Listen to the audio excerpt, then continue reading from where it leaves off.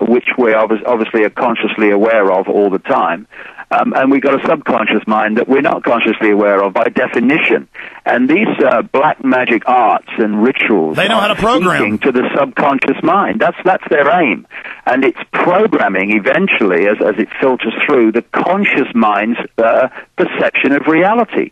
And you know, all these structures like religion and all these institutions of belief and all these rigid belief systems that people have, they're all part of this imposition of a wall around our sense of possibility and our sense of what's happening and the nature of life itself. Okay. And if you can put someone in a mind prison called rigid, unyielding belief. David, stay there. We got a break. Hey, David. Part of themselves. David, you're on a cell phone, aren't you? No. Okay, it's just when I talk, I don't think you can hear me. We had to go to break, but we're still live on the internet, so finish your thought. I just had to cut you off so you can continue. But before you finish up with putting them in that rigid control system, looking at the world, you know, through a straw so you can hardly see any of it, while it's all, and keep you so close to the problem, you're like, what is this in front of me? I can't tell. But you take that off and pull back. Oh, it's a microphone. There it is. Now I can, oh my gosh, there's a computer right here. There's a light right there. Oh my God. You know, but let me do this. I know you've got to meet that friend because we had to move your show from yesterday to today. You've got to meet that friend at 1/2 the next hour. We got 1 5-minute segment left and a 1-minute break and then 5 more minutes. Let me keep you to 5 after. Okay, no problem. Okay, fantastic. And then... I mean, you know, one day, Alex, we just have to get in this whole thing about reality and how we decode it, because it makes so much sense of why the society is structured as it is. Well, that's what I was going to say, is that... you're hard to get a hold of. You're always traveling. You're busy. Let me set you up, because the quickening's happening right now. We can't wait. Let me before you leave, or maybe pull your book out, you know, in 10 minutes or 8 minutes when we're done, and pick a time in like 2 weeks to come on for 2 hours. You just tell me, I want to come on now, and then we'll let you have free reign to go into the nature of reality and, you know, everything you talk about. Well, the thing is, Alex, that I'm speaking in Los Angeles on the 1st, but I'm not leaving America until the 8th. So sometime in that week I could do it in your, you know, in American time. Well, I mean, do this sometime like the 6th or 7th, you know, when you've had a few days rest after the 2-day presentation. How about the 5th or something? Let's talk about the 6th then. Okay. Let's talk about the 6th. 6th of October. It's a Monday. Okay, and you're going to be in California then? I'm going to be in California. I'll be in Sacramento probably. Okay, well, that would mean then the show is on 9 to 1 while you're there, and you probably want to come on later. So I mean, let's just say on the 6th from 11 to 1. Okay, let's do that. Okay, the 6th. That's no problem. Put it in the book. The 6th, 11 to 1. The 6th, 11 to 1. And we will have you on then, sir. I really appreciate you doing that. We're going to go live in the final little 10 minutes that we, or 8 minutes that we have with you when we come out of this break. Okay. And it's just really great having you on, David. Okay, mate.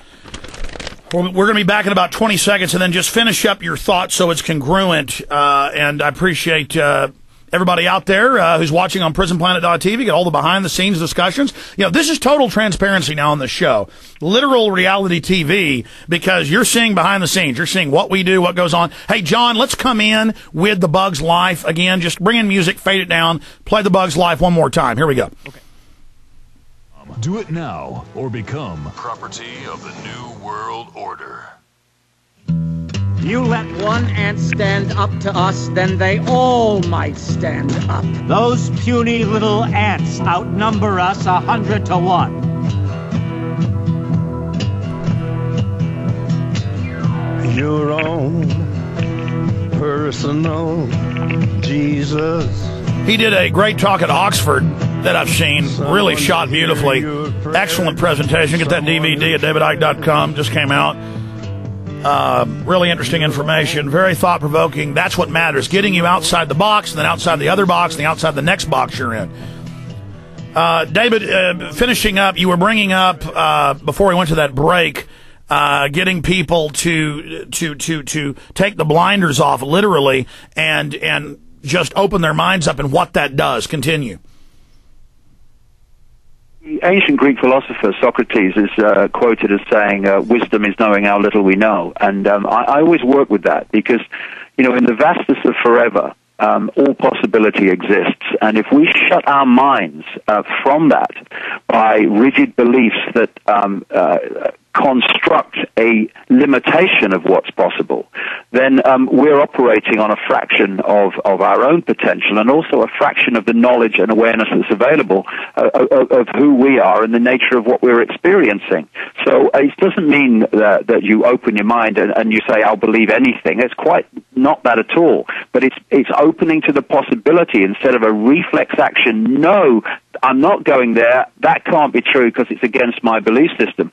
And there's this psychological state which explains so much about behavior, which is called cognitive dissonance, and it's a stress state and an unease state that people go in when their belief and their experience or information they come across are contradicting each other.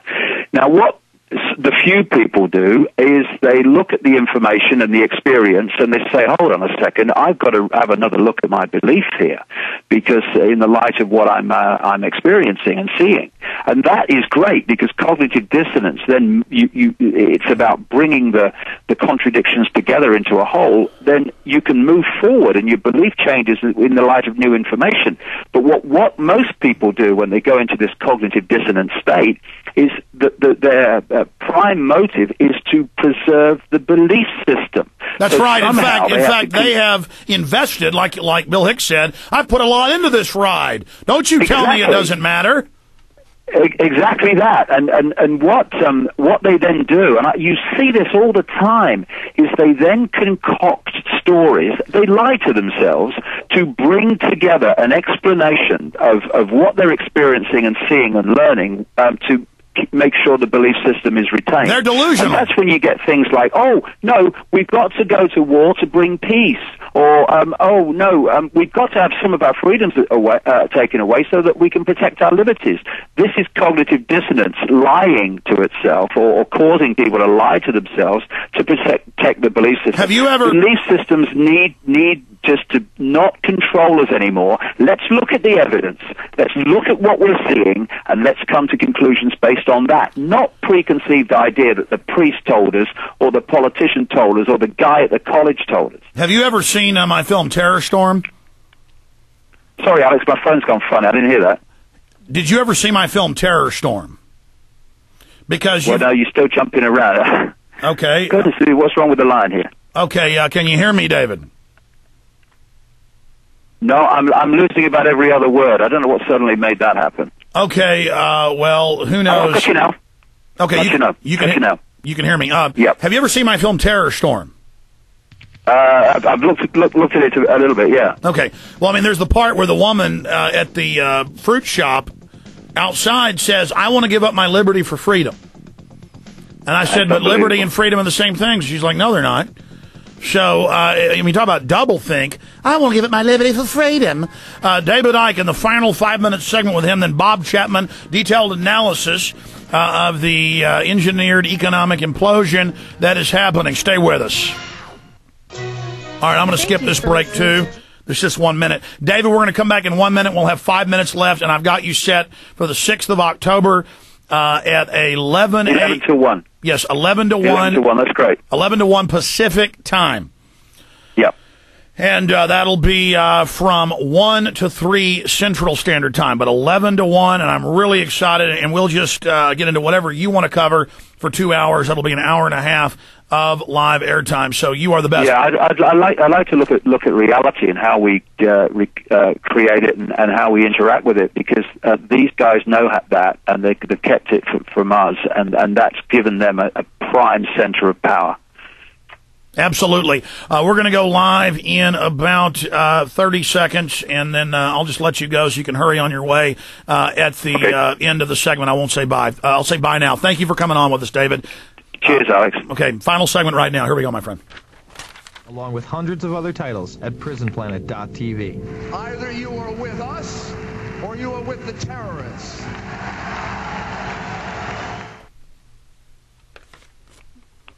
Waging war on corruption. Alex here we go. Jones on the GCN Radio Network.